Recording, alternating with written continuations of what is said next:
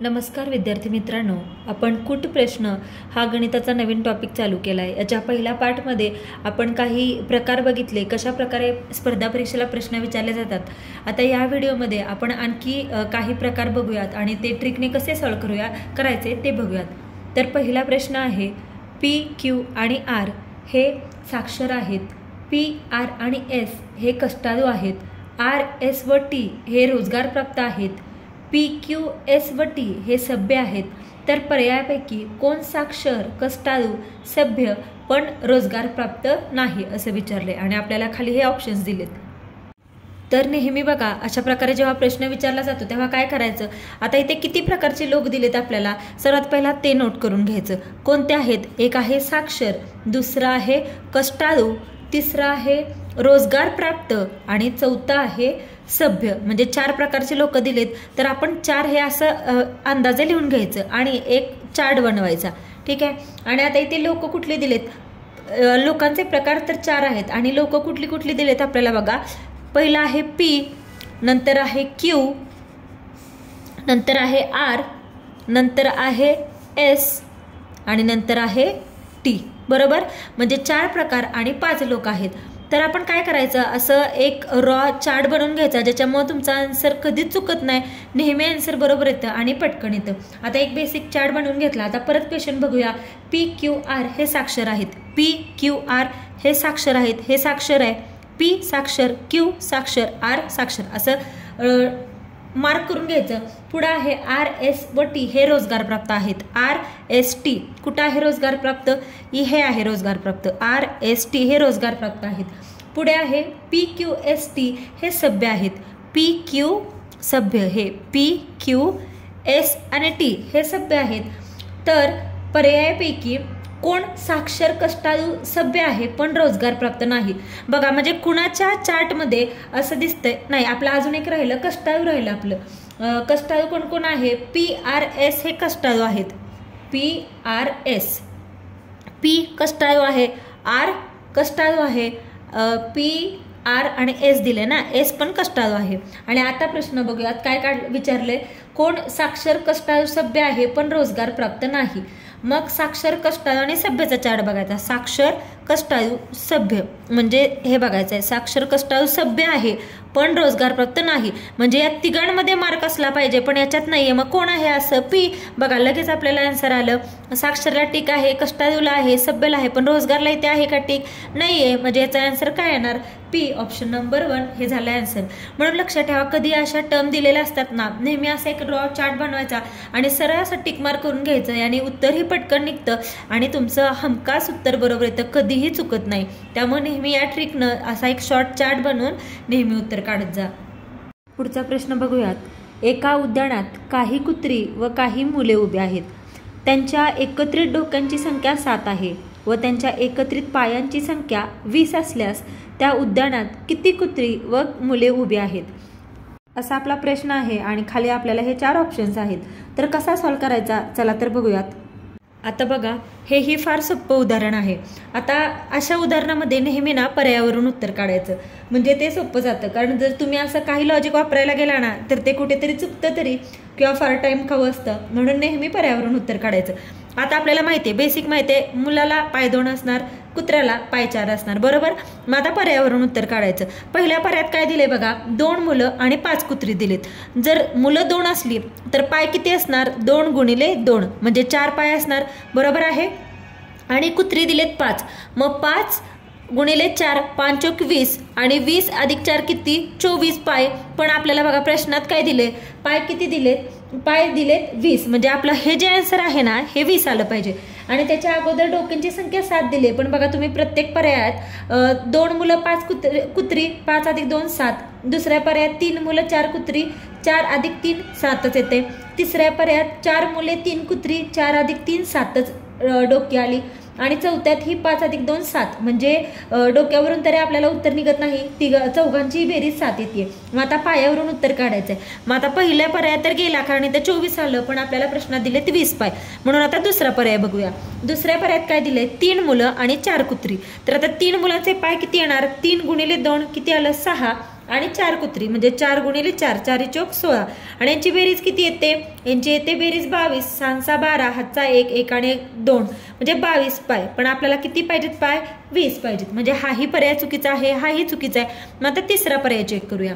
तिसऱ्यात काय दिले बघा? 4 मुलं आणि 3 कुत्री दिलीत. 4 मुलं म्हणजे पाय किती? 4 दुनी 8 पाय येणार आणि 3 कुत्री म्हणजे 3 गुणिले 4, 4 त्रिक 12 पाय आले. मग यांची बेरीज 8 आणि 2 10, हातचा 1, 1 अधिक 1 2 म्हणजे 20 पाय आणि हेच आपल्याला पर्यायामध्ये दिले. म्हणजे 20 पाय बरोबर आहे आणि डोक्यांची संख्या 4 आणि 3 7 ही बरोबर आहे. म्हणजे आपल्या दोन्ही कंडिशन बरोबर, म्हणून उत्तर काय येणार आपल्याला? ऑप्शन 3 येणार. 4 मुलं आणि 3 कुत्रे आहेत. बघा एवढं सोपं आहे.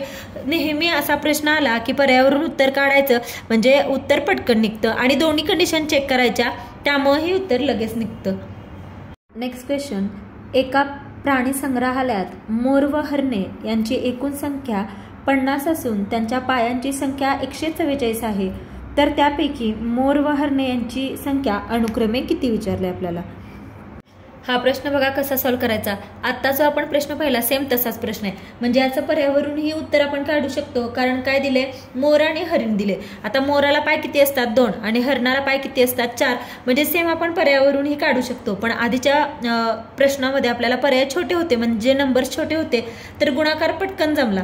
पण आता इथे बघा 22, 28, 24, 26 असे मोठे नंबर आहेत आणि पाडे कोणाला पाठ नसतात, त्यामुळे पटकन येत नाही. मग आता ह्याच्यासाठी काय ट्रिक आहे बघा. आपण हे तर कळलं, हरणाचे पाय 2 मोराचे पाय 2, हरणाचे पाय 4. पहिला मोरांची संख्या विचारले, नंतर हरणाची. मग आता इथे ट्रिक काय आहे बघा. नेहमी लक्षात ठेवा, हे जेव्हा 4 पायाच्या प्राण्यांची संख्या काढतो, 4 पायाची प्राणी संख्या आपण काढतो. आता इथं कोण विचारले आपल्याला? 4 पायाचं कोण आहे? हरिण आहे. म्हणजे आपण जी संख्या काढतोय ती कुठल्या प्राण्याची आहे? हरणाची आहे. 4 पायाच्या प्राण्यांची संख्या बरोबर L भागिले 2 वजा H असतं. आता L म्हणजे काय? लेग. H म्हणजे काय? हेड. आता L भागिले 2 वजा H. आता लेग किती दिलेत बघा. प्रश्नामध्ये काय दिलंय? एकूण पायांची संख्या आहे 144. मग ती इथं लिहायची 144 भागिले 2 वजा H म्हणजे डोके. प्रश्नात डोके किती दिलेत? 50 दिलेत. डायरेक्ट इथे लिहिलं. मग आता इथं 2 भाग जातोय बरोबर. 2 7 14, 2 2 4 म्हणजे किती आलं? 72 वजा 50 किती येतं? 72 वजा 50, 2तून 0 गेलं 2, 7 वजा 5 2 म्हणजे हरणांची संख्या किती आली? 22 आली. हे आपल्याला डायरेक्ट आन्सर भेटलं पर्यावरून न काढता, बरोबर. पण आता विचारले कुणाचं? मोर पहिला आहे आणि हरिण दुसरा आहे, म्हणजे दुसऱ्या नंबरला काय असणार आहे? 22 आहे. आता बघा पर्याय पहिला 22 नंबरचे 2 पर्याय आहेत, पहिला आणि तिसरा. पण पहिल्या क्रमांकामध्ये 22 नंबर पहिल्यांदा आहे आणि तिसऱ्या क्रमांकामध्ये 22 नंबर दुसऱ्यांदा आहे. तर बघा इथं घोळ होऊ शकतो, म्हणून नेहमी बघायचं की अनुक्रमे कुणाचं विचारलंय? मोर व हरिण. म्हणून हरिण 2 नंबरला आहे, म्हणून 22 ही संख्या 2 नंबरला येणार. आणि अगदी आपण मोराचेही काढू शकतो. एकूण संख्या किती आहे? संख्या आहे 50. मग 50 पैकी जर आपल्याला हरिण 22 भेटले तर 50 वजा 22 करू शकतो. 10तून 2 गेले 8, 4 वजा 2 2 म्हणजे मोर किती आहेत? तर आहेत 28 आणि हरिण 22. म्हणजे याचा आन्सर काय येणार? तर ऑप्शन नंबर 3 28 आणि 22. म्हणजे बघा ही अतिशय सोपी पद्धत आहे. फक्त एवढं ट्रिक लक्षात ठेवायचे, कोणत्याही जर 4 प्राण्यांची संख्या विचारली असेल तर काय करायचं? L भागिले 2 वजा H. L2 वजा H असं लक्षात ठेवा. L म्हणजे पाय, H म्हणजे डोकं. आणि हे जर नाहीच आठवलं तर आपली पहिली तर मेथड आहे डायरेक्ट पर्यावरून. पण संख्या मोठ्या असल्या तर तसं काढताना फार टाइम जातं, म्हणून हे पटकन अगदी सेकंदामध्ये याचं उत्तर निघतं. बघा पुढचा प्रश्न. एका कॅरम स्पर्धेत 32 स्पर्धक होते. हरणारा स्पर्धक बाद असा नियम होता. तर त्या स्पर्धेतील पहिल्या 3 फेऱ्यात एकूण किती स्पर्धक बाद होतील असा प्रश्न आहे. बघा अतिशय सोपा प्रश्न आहे आणि विदिन सेकंड आन्सर निघतं. कसं? चला तर बघूया. आता प्रश्न काय दिलाय? खूप सोपा प्रश्न आहे. एका कॅरम स्पर्धेत एकूण किती स्पर्धक होते? 32 स्पर्धक होते, बरोबर. सुरुवातीला 32 स्पर्धक होते. तर हरणारा स्पर्धक बाद असा नियम. तर स्पर्धेतल्या पहिल्या 3 फेऱ्यात किती बाद झाले ते आपल्याला काढायचं टोटल. जर पहिले स्पर्धक 32 आहेत तर त्या पहिल्या फेरीत बाद किती होतील? दोघांच्या स्पर्धा लागतील, बरोबर. म्हणजे निम्मे जिंकतील आणि निम्मे बाद होतील.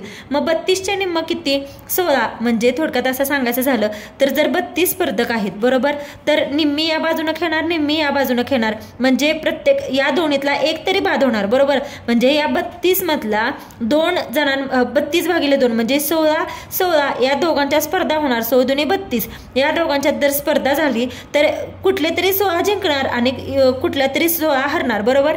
म्हणजे 32 पैकी पहिल्या स्पर्धेत किती बाहेर पडले? 16 पडले. मग पुढच्या ही झाली पहिली फेरी, बरोबर. मग दुसऱ्या फेरीत किती जण प्रवेश घेतील? तर हे राहिलेले 16 जण घेतील. 16 बाहेर पडले म्हणजे 16 राहणार.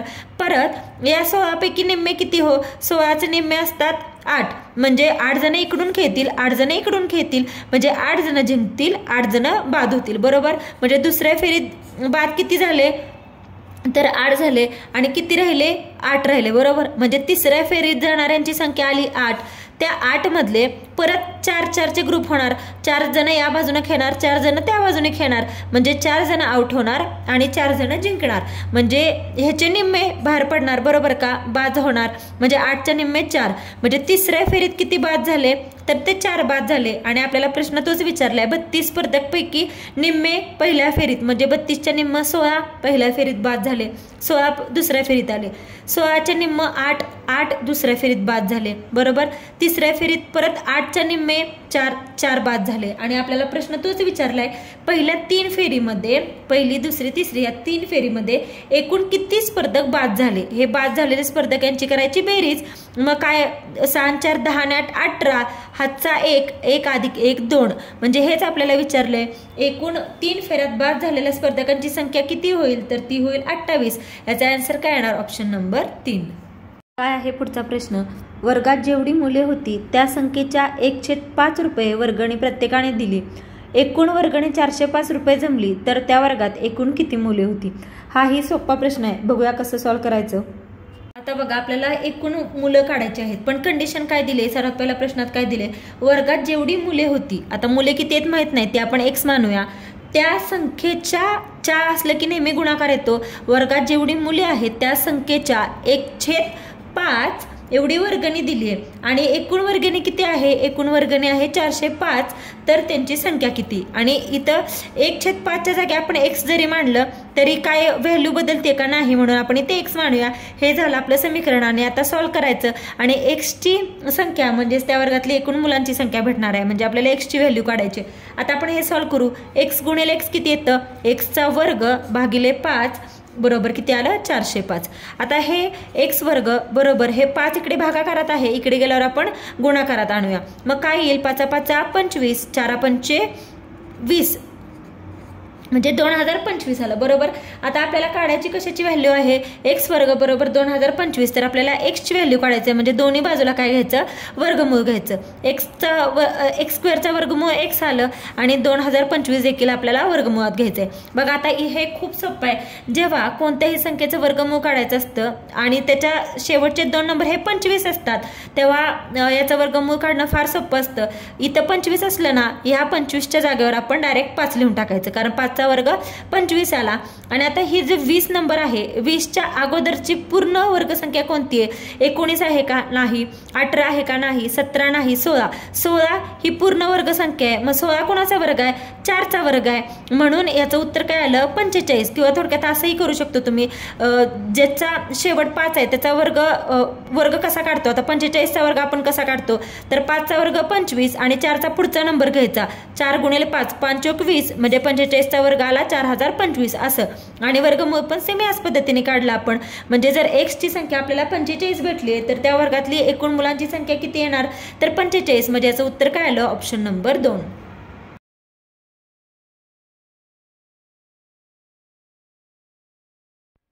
Thank you for watching. प्लीज व्हिडिओला लाईक करा, शेअर करा, कमेंट करा आणि चॅनलला सबस्क्राईब करायला विसरू नका. आणि अशा प्रकारचे कोणत्या टॉपिकवरचे व्हिडिओ तुम्हाला पाहायला आवडतील ते कमेंट करून नक्की सांगा.